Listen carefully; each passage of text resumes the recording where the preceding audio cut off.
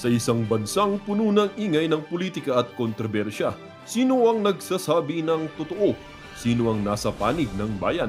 Welcome to Bayang Pinas, ang news channel na hindi takot maglatag ng katotohanan. Dito, pinag-uusapan natin ang mga isyong may kinalaman sa kinabukasan mo, politika, pamahalaan, at ang tunay na kalagayan ng ating bansa. Hindi kami bayad, hindi kami bulag. Sa Bayang Pinas, ang boses ng mamamayan ang tunay na headline. Kaya kung sawang-sawa ka na sa mga baluktot na impormasyon at scripted na kwento, dito ka na. Dito sa Bayang Pinas, tayo ang bantay at boses ng bayan. Kung gusto mong manatiling mulat at informed, don't forget to like, share, and most importantly, subscribe dahil sa panahon ngayon, ang kaalaman ay kapangyarihan. Ito ang Bayang Pinas, balitang totoo, pusong makabayan para sa sambayanang Pilipino. Tara na't alamin ang tunay na balita. Itong interview niya dyan sa lugar nitong si Mayor Benjamin Magalong. Sana habang naglalakad-lakad siya dyan, no, hindi pong biglang pumulan ng malakas. No, hindi naman, para mabasa siya, para maimas-masa siya, parang mapangang sa ngayon, hindi niya parang malaman kung siya haharap. Sino ba may kasalanan? Ganun ho ka-inutil yung mama na yan. Ganyan ho siya ka-inutil. Hawak mo pinakamakapangyarihang pwesto sa pamahalaan. Kahit ano pa kung sabihin natin, kahit sabihin natin ko equal, kalokohan yan. Kahit nung nag-aaral kami, nung sinabi sa amin, kahit na co-equal yan, legislative, judiciary, executive, kahit anong sabihin nila, ang shot call talaga nasa executive yan. Huwag yung paniwalaan yung co-equal. Kabalbalan yan. Lahat ng nasa House of Representatives, lahat ng pwede makapagpaaso dyan sa mamanayan, makakapagpaaso, magpapakaaso. Ang problema ho dito mga kababayan, inutil nga ang presidente natin. Nasa kanya DOJ, nasa kanya MBI, nasa kanya lahat ng ahensya ng pamahalaan na kung saan pwedeng humabol dito sa mga kontraktor na to. Pero ang ginagawa niya, para saan ba yung pag-iikot mo na yan? Walang nga kang inutil ka. Para saan yan? Para mapakita hindi mo trabaho yan, Brad. Hindi mo trabaho yan. Dapat sana sinama mo si Bunoan para yung si Mayor Benjamin Magalong pagka nag-init ang ulo, baka pag-intugin ka. Di ba? Anong ginagawa mo dyan, Brad? Hindi mo kailangan mag-photo ops dyan. Nakita na namin na sira, may problema. Ngayon, gamitin mo ang DOJ, imbis na habulin lang yung mga kalaban mo sa politika. Di ba? For once, gamitin mo naman na panghabol sa mga nagnakaw sa pondo ng bayan. Di ba? Yung mga congressman, paimbestigan mo isa-isa. Pa-lifestyle check mo. Di ba? Kaya mo namang gawin yan. Ito, pakinggan natin. Morning. I am here to inspect some of these problematic. Parang tanga lang no? Nag-i-inspection, trabaho ni Bunoan yan. Kung ako sa'yo, patawag ko si Bunoan. Bunoan, bigyan mo ako ng site inspection sa lahat ng flood control project for the last 3 years. Ngayon na, gawan mo ako ng report. Walang iya ka pa. Pagurin mo pa ako pumunta dyan. Dami ko nang trabaho. Ekonomiya, pagkain, trabaho. Dinagdagan mo pa ng basic na flood control na yan. Trabaho ka, walang iya ka. Di ba? Pero ang ginagawa niya, dahil wala naman siya magawa sa Malacanang, pabanjing-banjing lang, ika nga, pa-singkot-singkot lang ng pulburon, might as well na mag-road trip na rin ako. Magno-norte ako. Again, Pagbababa na ako ng Baguio, didiretso naman ako ng Ilocos. Doon naman ako mag-sisinghot ng pulburon. control projects. I think you can see for yourself na talagang hindi trinabaho ng mabuti ito. Dahil yung ginawang slope protection supposedly dito ay bumigay ka agad. Sinama, pati yung slope protection na dapat na nandyan na hindi ginawa. Kung ako kay Mayor Benjamin Magalong, kung sakaling i-alok sa kanya DPWH, hindi ko kukunin. Bahala kayo dyan. Bahala kayo dyan. Ay pumumuta dito, bumagsak dito, sa mabigat, nasira yung kalsada. Ngayon, nakita ngayon namin yung erosion sa ilalim ng kalsada, which is the most important part, ay wala na-erode na dahil yung ginawa nilang protection wall ay ubod ng hina, ubod ng liit.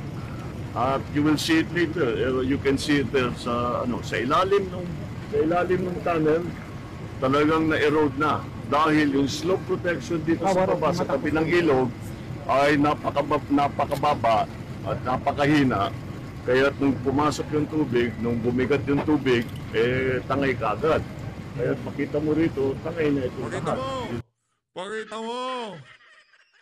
engineer, ano pa ba profession mo, Brad? Abogado, lahat na lang, alam niyan. Pambira talaga. This was all destroyed because of the landslide here, the rock slide here, and the erosion under the road. Now, the project that was supposed to take care of this cost us 260 million, more or less, 260 million. The 260 million that the government spent for this project had no effect whatsoever as to protect the slope. Parang walang ginawa. Walang ginawa, yan. Sana pareho lang. Kung hindi, wala silang tinayo, wala silang linagay na wall, wala silang linagay na riprap, wala silang linagay na slope protection, ganun din ang nangyari. Kaya ang valor ng kanilang trabaho is zero, complete zero. And here's the other thing, that's why I keep talking about economic sabotage. Ang feedback natin from the mayor and from the other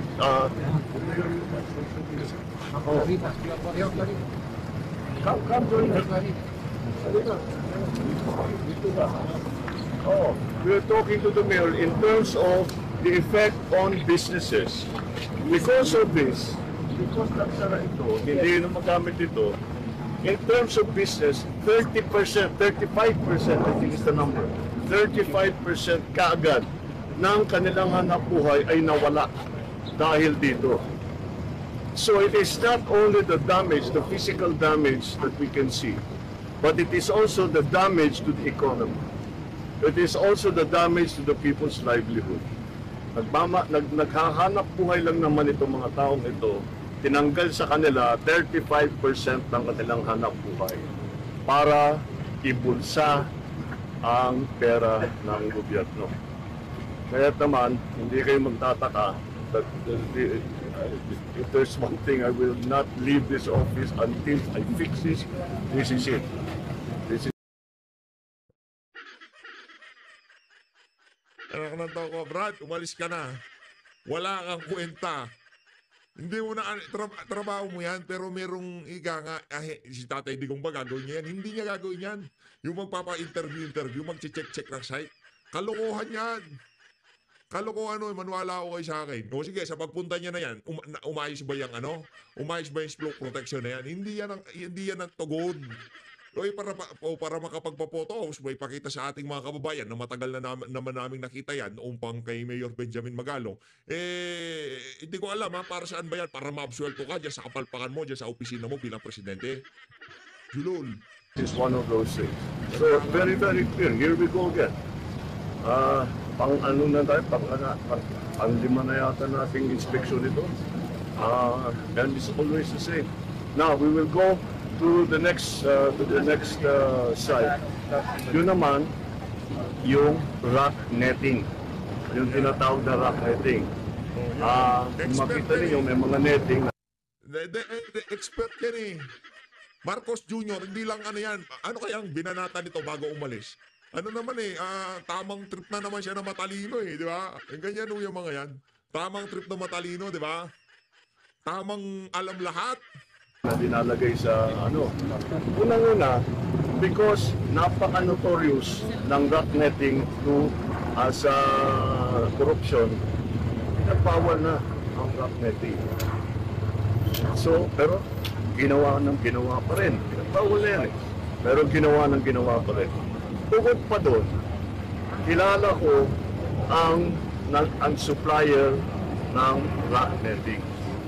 Ang presyo ng rock netting is 3,200 pesos. Ang sinarge sa gobyerno is more than 12,000 pesos. So times 4.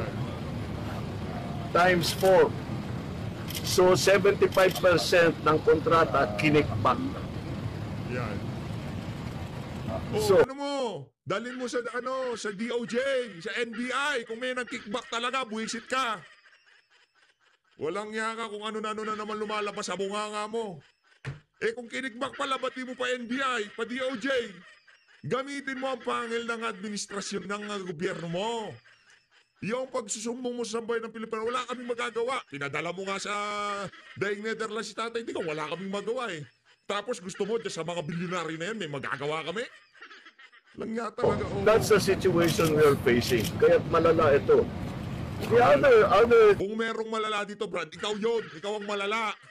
Anak ng tokwa, alam mo na palang ninakaw, ba't di ka pa magpunta ng NBI? Ba't di ka pa magpunta ng DOJ? Pakasuhan mo na yung mga buwisit na kontraktor na yan. The other item that I have begun to learn from the LGUs, buti na lang nandyan yung LGU na nakabantay. But the LGUs are all complaining. Dati, ang sistema, pagka may project sa isang lugar, halimbawa, mayor ako, na may project ng DPWH o contractor doon sa lugar ko, magpukonsulta sa local government. Hindi lang, pag malaking project, hinihiring yan from barangay to municipal to province. Walang ganon. Walang ganon na ginawa dito sa lahat nito. Ito pa, kapag tapos na raw yung project, dati, ang gobernador ko, may acceptance ng local government. Sasabihin ng local government, okay, maayos yung inyong ginawa. Tinanggal na yun. Kaya't hindi makapag-inspeksyon sila, pero wala na silang magawa.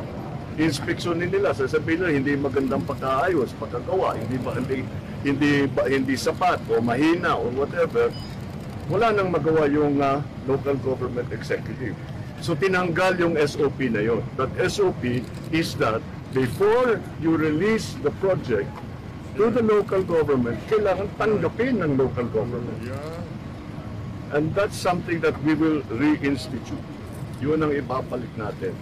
Because the local government, alam niyo naman ako, patagal ko na sinasabi, because of my experience as governor, ang local government, wala kaming ginawa, kundi araw-araw, tinitignan, ini-inspection namin lahat yan. Hindi yung minsanan. Every single day, we walk around, we go around, we hear reports from ordinary people, hindi yung mga opisyal, but ordinary people. And kaya na sila yung nakakaalam. That's why that acceptance is so important. And that's what we are going to reinstate. That's going to be one of the measures that we think we need. Bakit nila tatanggalin? Hindi pwede yun. Hindi pwede yun. Kasi kung hindi tanggap ng local government, maliwanag, may problema yan. If the local government, hindi masaya. Masaya kung magkaroon ng slope protection, hindi na masasangay yung kalsada. Masaya kami pag merong flood protection, hindi na babaha. Di siyempre tatanggapin agad yung maganda. Pero kung hindi maganda, sila rin ang magsasabi. Ay silang nakakaalam. Sasabihin, yung dinagay ninyong reflux, mansyado mababa. Dahil yung baha nito, maabot dito, hanggang dito lang yung... Pagdating sa Bulacan, kung inuman yan, Brad, magaling ka. Walang problema sa amin kung inuman. Yung tipong nagkukwento ka ng ganyan, kasi pagka inuman, marami bida-bidang ganyan eh. Yung tipong alam lahat, walang gustong magpatalo, yung tipong, alam ko lahat yan, kaya ganito, yung iba pa dyan, nagiging siga yung iba, tumatapang yung iba, may iba naman, nagiging, tawag dito, gumagaling mag-English, di ba? Ganyan, marami ganyan pagkain. Sa inuman, Brad, magaling ka, bilib ako sa iyo dyan, pagka ganyan. Pero pagkadating sa panunungkulan, anak ng tawa, basura ka. May NBI ka, may DOJ ka, may PNP ka. Paaresto mo yung mga kontraktor na yan. Visit na yan. Economic sabotage ka na economic sabotage. May kaso ka na pala. Bakit hindi mo kasuhan? Yung pader ninyo. All of those things, those are the things that we have to correct. But over the years, these abuses only came about kasi pinapalitan ang sistema. And dinadaya ng talaga.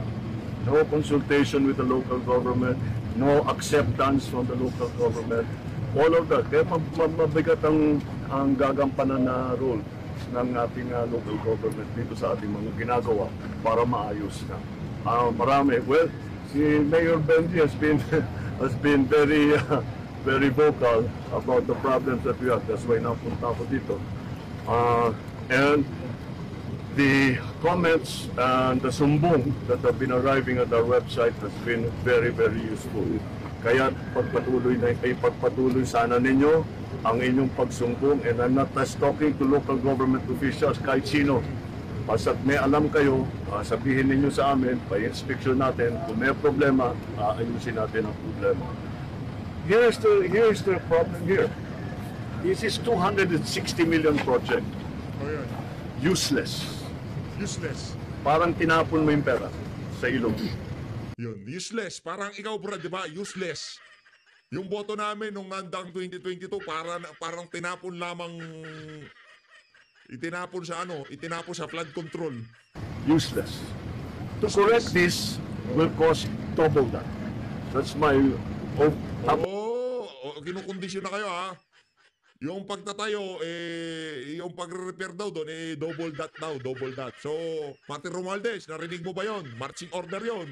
Doble ang pondo nitong slope protection na to. Magaling engineer Di ba? Engineer Oh. Architect pa yan. Oh. Magaling yan. Sabi ko naman sa inyo, sa tingin lang alam na niya yung 200 million, mahigit, doblehin nyo. House of Representative, marching order. Yung pang-repair dito sa slope protection na to, doblehin nyo. Gawin yung 400 million. For the health estimate. 500 million ito para ayusin. Ay, sorry, mali pala. 500 million pala, hindi 200. Ay, hindi 400, 200. At least. Kasi hindi lang itong nakikita nito dito. Hanggang dun sa loob Hanggang dun sa ilalim nitong tunnel. So, there's a lot of work that needs to be done. So, how can you tell me that it's not economic sabotage? Kinuha mo yung 260 million, wala kaming nakitang effect dun sa kanyang ginawa na kontrata. Tapos para ayusin yung binigay ninyong problema sa amin, it will cost another 260 million, probably double 260 million, hanggang 500 million na yan. Yan, Kaya, 500 million na yan, ha? Yung budget niyan sa susunod na repair, huwag niyong pabababain ng 150 million, basta 200 million yan, okay? Maliwanag uwin mga kababayan, 500 million, 600 million. Hindi bababa yung repair niya, yung pagtatayo, pagka-repair, mas malaki ang gastos. Kahit na meron na may existing infrastructure, yung repair, mas mahal yan, dobleado yan. Ito na, ultimate cheat code, kung paano umasenso sa buhay. Ibabahagi ho sa atin itong si Sara Diskaya. Sara Diskaya, game! Mahirap, hindi lang mahirap sa struggle, kundi talagang mahirap sila. Mahirap. Pero paano napunta sa ganitong tugatog ng tagumpay sa buhay, sa iba't ibang larangan, at ngayon, dahil sanay sa bakbakan na rin tayo sa negosyo at politika. Diba? Pero bago yung politika, negosyo muna. Yeah, right? Kasi, syempre, 4 ang anak. Mahirap din, kailangan matutong maghanap buhay. Ultimate cheat code game. Paano ka ano nga ba yung pinasok mo? It's construction, right? Construction. Paano ka napunta sa construction? Nung umuwi kami sa Pilipinas, nung dalaga ako, nag-supply ang dad ko, nag-umpisa sa supplies. And nung nakaipon na siya, nag-umpisa kami ng construction business, ang daddy ko. So, nung nag-asawa na ako, yung asawa ko naging foreman ng daddy ko. Totoo? Oo. Yun ba yung tinapos ninyo pareho sa kolehiyo? Hindi, pareho kaming computer management ang tinapos namin. Okay, pero ang construction na pag-aaralan? Napag-aaralan. So, naging foreman yung husband ko sa negosyo ng daddy ko. Umabot sa point na sinabi niya, Daddy, baka pwede kaming makahingi ng maliit lang na project. So, nabigyan na ng daddy ko kami ng maliit na project sa yung gate ng barracks or cementerio ng City Hall. So, ginawa namin yun. Noong time na yun, maliit lang na halaga yun. Pero sa amin, parang feeling namin, ang laking achievement. Nahihirapan kami kasi first time kami sasabak sa construction business, business management kami. So, wala kaming background. Correct. Yung pala, napag-aaralan din siya. Kahit hindi ka inhinyero. Oo, opo. Ano yung struggle nyo nung una? Ano yung pinakamahirap na bahagi nung pagsisimula ninyo? Yung, syempre, yung time na hindi kami makakuha ng mga projects, yun yung struggle. Kasi pag nakakuha ka, syempre, alam mo, may income ka. Pero pag wala kang project, parang weather. Unlike kung nag-work ka sa isang trabaho, alam mo, every 15-30 may sahod ka. Totoo. So dito, hindi ka sure kung kailan ka makakasingil, kung kikita ba yung project na ginawa mo, tapos may 4 ka pang anak. So talagang struggle sa amin mag-asawa. Naku, pero Ano ang sikreto? Paano nyo nalaktaw yun? Venture sa ibang negosyo, nag-try kami Yeah. magtahian. Tahian. Opo, yan. kumpleto kami sa lahat ng makina, parang over 100 sewing machines meron So kami. pwede rin ako magpagawa ng kurtina sa inyo. Noong time na yon, pero kasi talagang ang hina din ng kita kasi minsan yung mga Ayun. checks namin, Di ba? Tahian, krik, X yan, mahina tahian. Huwag kayong magtatahian, mga kapuso. Huwag magtatahian, okay? Huwag magtatahian, di maganda yan. from companies na pinasukan namin para mag-subcon for tahian, mabot ng 120 days. So sabi ko, paano tayo mabubuhay nito? Hindi, pinabenta ko lahat ng makina at nag-focus na lang kami talaga sa construction. Nagturo pa ako sa isang school for English teacher kasi because of the accent, kaya kong magturo. Nag-sideline muna ako noon, yung asawa ko nag-sideline din, nagpagbebenta ng bubong, hanggang nag-focus na lang talaga kami sa construction. Ayun. Kasi parang hindi pa kailangan namin talaga ng stable job noong time na yon. Correct. So I think yung secret is talagang magdire-diretso lang, ano? Opo, tsaka walang choice. Wag mawalan ng pag-asa. Oo. Parang kasi kami mag-asawa, team kami nung nasa construction kami. Minsan siya, nagda-down siya. Bilang asawa, parang i-uplift mo yung spirit niya na, kaya natin to, kaya natin. Kasi minsan talaga nasa point na hindi mo na alam kung anong gagawin mo para mabuhay yung pamilya mo. Kasi andyan na yung bills, andyan na yung mga tuition fee ng mga anak mo, kailangan mong bayaran. Ano na nga siya yung installment basis, pero nagde-delay ka pa sa pagbayad. Oo, nangungutang pa daw kayong 5-6. Opo. At sa mga sinuong mo kaibigan. ang baha Yes. para lang makuha ang pera. Ano Oo. yun? Panahon ng Oo, Ondoy. Nung panahon ng Ondoy, nagtuturo ako sa isang school. Walang-wala talaga kami. So, nangutang ako sa isang Alam niyo mga kababayan, yung mga ganyang klaseng experience sa buhay, nakakaano yan, nakaka-encourage na, ika nga, galingan mo yung buhay mo kasi bakit sila naging ganyan ang buhay nila. Pero pagka makikita mo yung, ika nga, mga proyekto nila dyan sa Sheikh Gerard, meron tayong problema, madam. Meron tayong problema. Kasi maraming kontraktor naman hindi lang naman ho kayo kasi maraming pera dyan. Pero ilan lamang yung mayaman na kasing yaman nyo. Diba yung mga kasing yaman nyo, yun nasa DPWH. agency na parang 5-6 ang tubo. Sa Singalong area siya. Pumunta ako, Undoy noon. So, baha siya. Naglalakad ako, nakuha ko nga yung check-in, naglalakad ako umiiyak kasi parang awang-awa ako sa sarili ko. Sabi ko parang nagtapos ako ng 4 na taon sa koleyo, tapos ito lang yung mangyayari sa amin. Para kaming kawawa, para kaming talagang sinakluban ng Langit at lupa. Yes. Oo, tapos may 4 ka pang anak na may diferensya, kailangan mag-therapy. In between na nagkakasakit din sila. So, parang hindi mo alam kung saan resources. Minsan wala kang panggatas, pang diaper. Hihiram ka sa magulang mo. Ayaw mong humiram. Siyempre, kahit papano, sabi ng parents ko, kung ano yung pamumuhay ng family mo, yan ang panindigan mo. So, yun yung talagang pinanindigan namin. Pinanindigan nyo talaga, nagbenta pa ng bubong si Curly. Opo. Ang iba sandok ang binibenta. O kaya beauty product, siya bubong talaga. Oo, ang binibenta niya, pinasok ibang niya. klase ang kwento ninyo. Kaya sanay ka sa Ibang klase talaga. pagdidiskarte. Opo. At saka yung pagiging maparaan. Hindi ba? Kasi yung iba tayo pinapanganak ng maayos ang buhay Opo. Yung hindi na alam yung alam mo yung pangangailangan ng iba. Kaya siguro para sa iyo, parang ramdam mo yung pangangailangan din ng iba kasi pinagdaanan mo rin. Opo, napagdaanan. Oo, doon pa lang sa kwento mo parang okay, kaya naman pala. Kaya naman pala, pagkatapos ang kanilang negosyo, teka muna, kailan kayo naging big time? At obvious naman, naging big time na kayo. May nagyaya sa akin na gusto mo sumali sa isang agency ng government, magkontrata doon. Sabi ko, sige, basta mabilis sumingil. Kasi doon sa agency na inaanuhan namin, ang hirap maningil, 6 months to 1 year. So, ang hirap mag-return ng investment mo. So, nag-try kami, binigyan kami ng listing. Sabi sa amin, sabi ko, ito gusto kong project na to, ito. So pinuntahan namin yung agency na yon para sabihin na gusto namin yung project. Nagbigay ako ng pera, parang final savings namin, only to find out, tapos na yung project, naniningil na yung contractor. So naloko pala kami, na-scam kami. Ayun. So yung time na Na-scam yun, sila, na-scam. sabi ko, hirap na nga kami sa buhay. Tapos may manluloko pa sa'yo. Nagkaroon ako ng parang mild heart attack because of that. Ay. Na-stress ako. Wow. Mm-mm.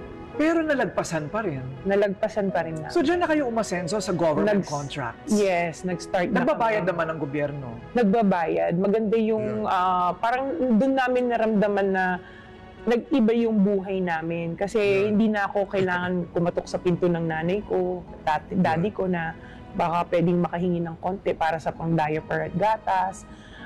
Napapasyal na namin yung mga anak namin sa labas. Nakakapag-out of town kami. Doon namin naramdaman, ay maganda pala nagiging takbo ng buhay namin. At ngayon, 200 na ang empleyado. Opo. Ang dami rin, ha? More than, actually yung 200 is within the building, pero may mga employees pa kami on-site. Oo, kasi on-site. Contractual yung mga yun, hindi ba? Opo. Kasanay talaga kayo sanay kayo sa hirap. Alam nyo ang damdamin ng mahirap. Opo. Alam nyo ang pagdidiskarte sa buhay. Opo. Alam nyo ang pakikipagbakbakan sa buhay. Kaya ngayon bakbakan naman tayo sa politika. Pero Ayan. Ayun na nga mga kababayan, lipat na tayo dito kay Senator Rodante Marcoleta. Siyempre, politika na yan eh. Pagdating sa politika, wala hong bilang si Sara Diskaya. Wala niyang sweeping statement. Sabi po ni Deputy Speaker Paulo Ortega ng La Union. La Union. Bakit? Meron bang sweeping statement? Sabi po nila, hindi naman makatarungan na nilahat ang buong Kamara dahil nagdudulot daw po ito ng pagdududa sa buong institusyon at nakakasira sa integridad ng mga miyembro nito kahit wala namang kinalaman doon sa inaakusa.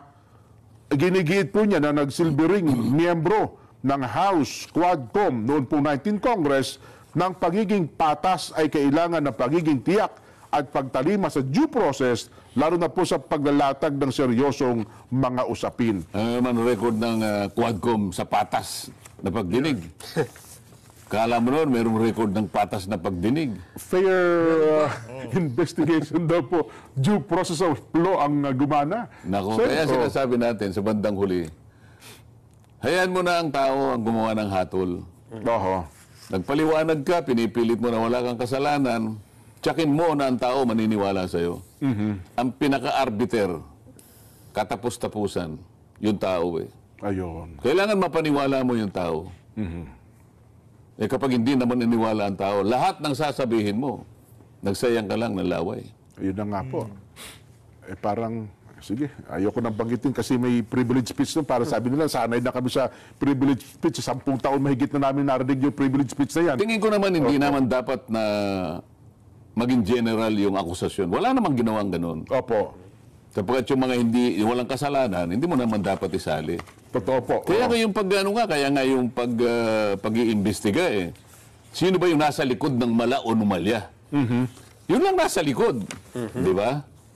Kung kayong lahat ay nasa likod, kayong lahat. Pero wala naman natang sinasabi ng lahat ay nasa likod ng mala o numalya. Opo, tama. So sisinuhin mo lang. Oho. Qualified naman yun eh. At mukhang dito, mukhang seryoso Pero din. kung tumitira na sila, ngayon pa lang, naglulundag na dinidepensahan. Teka muna, baka may tinatago kayo. Kahit wala. Terry Redon, naglulundag ka na para protektahan. Kasi yung nag-divest na daw kung si Saldico sa San Luis. Kayong kasalanan, pero pinagtatakpan ninyong may kasalanan. Oho. Baka isa na lang ang uri ninyo. Pero ngayon, Sen, kapansin-pansin, ang Pangulo nagpautos ng investigasyon. Ang DBM, lumabas na rin po, Sekretary Amina Pangandaman. Ang COA, ang pamunuan po ng COA, nag-utos na rin. DPWH, meron na rin po. Ano ang DepDep, meron na rin po. Oh. ano nga ang kanilang gagawin? Bakit ngayon lang? Kasi ngayon lang ho nabunyag itong ganitong kalaking Hindi, kontrobersya. nagsimula na nga yung Blue Ribbon. Oho. Bakit kayo nakikipagpaligsahan kung totoong gumagawa kayo ng sarili ninyong pagsisasat? Bakit ngayon lang? Oho. Kasi ang dami nag-imbestiga ngayon. Sana, mukhang lahat ngayon. Hindi nga, kaya nga suspect sila eh. Ano ba? Bakit? Ba't ngayon lang? Opo. Nelson, ang pagiging, bakit ngayon lang sila? Parang Ako nagsasagot, mahihayin itong dalawa na to. Ako nagsasagot, bakit ngayon lang? Kasi Sen, kailangan nilang i-divert yung usapan doon sa naratibo nila dyan sa House of Representatives at Malacanang. Bakit ngayon lang? Kasi akala nila, sa pagkaakala nila na hindi mabubuksan itong usapin na to, ngayon napakainit na, lahat na lang, pati mga vlogger, ginagawang content yung mga ghost project na yan. Kaya kailangan na nila sumangkot, pagka hindi nila ginawa yung mga necessary action na yan, sigurado tayo mga kababayan. Sa kanila tatakbo ang bola nitong issue na to. iniisip kong mabuti. O nga, no? Bakit ngayon lang? Nagsimula na ang Blue Ribbon eh, di ba? Oho. O ba't kayo nakikipagpaligsahan? Correct. Para ano? Baka i-dispute yung investigation ng Blue Ribbon, hindi kaya? So, paano mo i-dispute? Oo nga po, yun ang mahirap nila. Di ba? Paano- Halimbawa yung COA. Actually, hindi naman direkta ang i-dispute eh. Yung i-divert lang. Yung divert lang ba? From kongresistang kontratista, mapunta lamang doon sa mga kontraktor. Pwede na tayo doon. Basta mawala sila dito sa issue na to. Yun lang naman ang in-aim nitong mga walang yung congressman na to. Ano? Hindi lahat. Ano naman ang moral ascendancy ng COA na mag-imbestiga? Ano, gagawa ka ng fraud audit? Nag-utos na po sila. Yan nga po ang binilin, Sen. Nag-utos na sila sa kanilang mga... Anong yung audit mo pa ghost projects na nga eh. Ang hahanapin ko sa inyo, sino-sino ang nasa likod ng mga auditor dyan? Oho. O kaya kayo nag-audit para sabihin niyo wala kayong kasalanan. Hindi. Meron ng ghost projects eh. Paano nangyari? Sino ang nag-issue ng certificate of completion? Yan. Yun nga, para malinaw sa karaniwang mamamayan. Oo. Yung bang, alam mo, di ba, may project. Oo. Na-report mo, completed. Oo. Do, di ba nakapirma ang COA dyan? Kailangan may sino-sino mga nakapirma dapat? Kaya nga kung sino yung kanilang tinalaga sa mga project, merong COA yan eh. May COA. Nakita mo sa bawat project, merong merong DPWH. may DPWH na na billboard. Meron din billboard ang COA. Aha.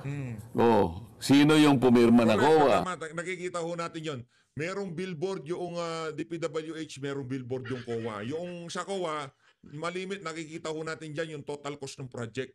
Ganun ho yun. Tapos doon sa DPWH, kung ano-ano kabalbala lang, misa katabi nila yung congressman. Ganun. Na-complete. Sino yung district engineer? Oho. Sino yung provincial director? Hanggang kailan naabot to? Sa USEC ba? Hanggang USEC o pirma? O nakakolekta kayo? Nakakolekta kayo? X amount of money. Wala palang project. Ayun. Ano ang iimbestigahan mo pa doon? Anong fraud audit mo gagawin dyan? Ay, wala. Ghost kasi talaga. It is fraud in itself. Oho. Kaya, well, Ang hahanapin ko dyan, sino-sino ang nasa likod dyan. oho. Oh, sa gusto nyo, sa ayaw nyo at sa gusto, kailangan ilitaw ninyo kung sino-sino yung mga may kinalaman sa mga ghost projects at marami pa ngayon ang maaaring makuha dyan. So, tama-tama. Initial lang yung sinabi niya, Bulacan pa lang. Oo nga po. Oh, ng Bulacan Pangulo. pa lang. Paano yung Tarlac? Paano yung Pampanga? Naku, Nueva Ecija. Paano yung Bicol? Oho, yan. Oh, paano yung Mindoro? Yan, nako. Yung Romblon pa, Sen, nako. Romblon daw, parang ilan din ang... Kasi yung sabi nila, ang dami daw proyekto sa Romblon. Kasi tahimik daw yung Romblon, hindi gaano pinupuntahan ng mga sino-sino. Totoo naman yun eh. Ganun ba? Wala Kasi man nakikita. yung unang punta ko doon, Opo. naghahanap ako ng mall. Oo, sa Romblon, oo. Wala. O sige, wala akong makitang mall. Opo. Wala bang tindahan dito? Wala talaga akong makita eh. Oho. Tahimik. Tahimik daw po Supermarket. kasi Romblon, no? Dahil ang pupuntahan ko, may usapan kami ni Kong Budoy. Kung Budoy Madrona, oo. Dinaanan ko, puro bundok. Oho. Kaya, puro puno. Oh. Puro kulisa pa nga ang sumalubong sa akin. Tahimik. Paano mo iisipin na mayroong magko-complain doon? Diba? Ayun. Kaya pala sabi suki-suki. Ang problema daw po, yung mga kontraktor ng taga Romblon, hindi ba ibigay sa kanila